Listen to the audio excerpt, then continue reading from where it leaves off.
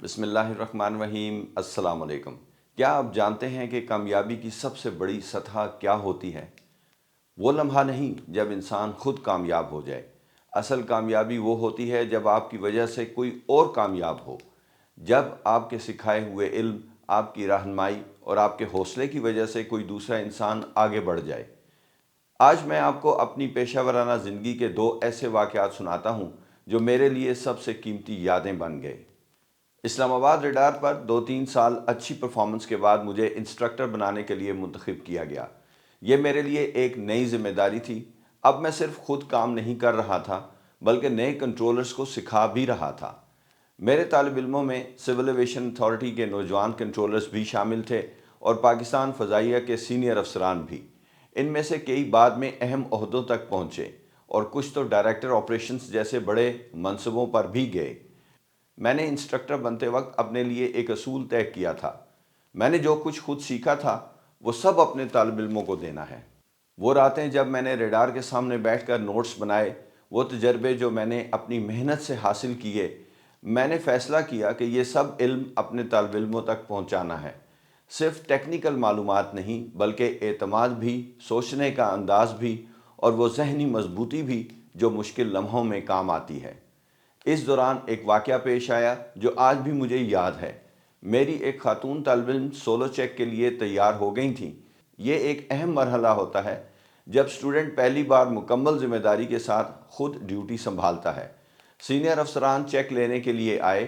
انہوں نے جان بوجھ کر اتنا دباؤ ڈالا، اتنے سوالات کیے اور اتنی سختی کی کہ میری طالب علم گھبرا گئیں اور ان کی آنکھوں سے آنسو گرنے لگے۔ سینئر افسران اپنا چیک مکمل کیے بغیر اٹھ کر چلے گئے۔ اس کے بعد میں نے اپنی اسٹوڈنٹ سے پرسکون انداز میں بات کی۔ میں نے پوچھا، کیا آپ واقعی سمجھتی ہیں کہ آپ اس ذمہ داری کے قابل نہیں؟ ہم نے اتنی ٹریننگ اکٹھے کی ہے، آپ نے بہت محنت کی ہے۔ وہ چند لمحے خاموش رہیں، پھر بولی، نہیں ایسا تو نہیں ہے۔ میں نے انہیں سمجھایا کہ یہ دباؤ دراصل چیک کا حصہ ہوتا ہے۔ افسران یہ دیکھنا چاہتے ہیں کہ مشکل صورتحال میں آپ کے حواس قائم رہتے ہیں یا نہیں۔ میں نے ان سے کہا کہ کل جب وہ دوبارہ آ جائیں تو ڈٹ کر بیٹھیں۔ اگر کوئی سوال کریں تو احترام سے کہیں کہ پہلے میں اپنی ٹریفک کو سنبھال لوں، پھر آپ کے سوال کا جواب دیتی ہوں۔ اگلے دن میں نے انہی افسران کو ریکویسٹ کر کے دوبارہ بلوا لیا۔ وہی سوالات ہوئے، وہی دباؤ ڈالا گیا، لیکن اس بار میری اسٹوڈنٹ بالکل مختلف تھیں۔ وہ پر اعتماد تھیں، واضح انداز میں بات کر رہی تھیں اور پوری پروفیشنل مہارت کے ساتھ اپنی ٹریفک کو سنبھال رہی تھیں۔ نتیجہ یہ نکلا کہ انہیں سولو ڈیوٹی دے دی گئی۔ دلچسپ بات یہ تھی کہ ان کی مہارت پہلے بھی موجود تھی۔ جو چیز بدلی تھی وہ صرف اعتماد تھا، اپنی صلاحیت پر یقین تھا۔ ایک اور واقعہ لاہور ایریا کنٹرول سینٹر کا ہے، جہاں میں شفٹ سپروائزر تھا۔ پاکستان فضائیہ کے ایک بہت سینئر افسر وہاں ٹریننگ کے لیے آئے ہوئے تھے۔ وہ 2 ماہ سے مسلسل کوشش کر رہے تھے، بہت محنت بھی کر رہے تھے، لیکن عمر کے فرق اور کچھ دوسرے عوامل کی وجہ سے وہ مطلوبہ معیار تک نہیں پہنچ پا رہے تھے۔ ان کے انسٹرکٹر نے مجھے رپورٹ دی کہ انہیں ناٹ فٹ لکھنے والے ہیں، یعنی ان کی ٹریننگ ختم کر دی جائے گی۔ میں نے یہ فیصلہ روک دیا۔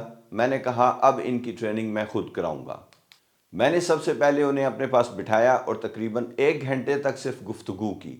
میں نے انہیں بتایا، ان کی پاکستان فضائیہ کی سروس یاد دلائی، وہ کامیابیاں، وہ چیلنجز جنہیں انہوں نے اپنی زندگی میں کامیابی سے عبور کیا تھا۔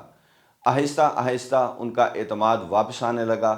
اس کے بعد انہوں نے دوبارہ ٹریننگ شروع کی۔ وہ سیکھتے رہے، مشق کرتے رہے اور آخر کار وہ سولو چیک کے لیے تیار ہو گئے۔ جب امتحان ہوا تو امتحان لینے والے افسران بہت متاثر ہوئے اور انہیں سولو ڈیوٹی دے دی گئی۔ اگر اس وقت انہیں ناٹ فٹ لکھ دیا جاتا تو شاید ایک قابل اور محنتی انسان کا راستہ ہمیشہ کے لیے بند ہو جاتا۔ بطور انسٹرکٹر میں نے 4 اصول ہمیشہ اپنے ساتھ رکھے۔ پہلا اصول یہ تھا کہ اپنے طالب علموں کی صلاحیت پر ان سے زیادہ یقین رکھیں جتنا وہ خود رکھتے ہیں۔ دوسرا اصول یہ کہ علم دینے سے پہلے اعتماد دیں، کیونکہ اعتماد وہ برتن ہے جس میں علم ٹھہرتا ہے۔ تیسرا اصول یہ کہ دباؤ سے ڈرانے کی بجائے دباؤ کا سامنا کرنا سکھائیں۔ اور چوتھا اصول یہ کہ جب تک پوری کوشش نہ کر لیں کسی انسان کو ناکام قرار نہ دیں۔ آخر میں آپ کے لیے ایک پیغام: آپ کی زندگی میں جو علم اور تجربہ جمع ہوا ہے उसे सिर्फ अपने पास ना रखें। दुनिया में हमेशा कोई ना कोई ऐसा इंसान होता है जो आपके तजर्बे से फ़ायदा उठा सकता है। कभी कभी आपका एक जुमला, एक मशवरा, एक हौसला किसी की पूरी ज़िंदगी का रास्ता बदल सकता है। असल सरमाया वो नहीं होता जो आप अपने पास जमा करते हैं, असल सरमाया वो होता है जो आप दूसरों को दे देते हैं। अगर ये कहानी आपके दिल को छू गई है तो इस वीडियो को लाइक करें और उसे किसी ऐसे शख्स तक ज़रूर पहुंचाएं जो आज किसी को सिखाने की पोजीशन में है। अगली वीडियो में हम बात करेंगे कामयाबी की असल कीमत के बारे में। उस वक्त के लिए इजाज़त चाहता हूँ। अल्लाह हाफ़िज़।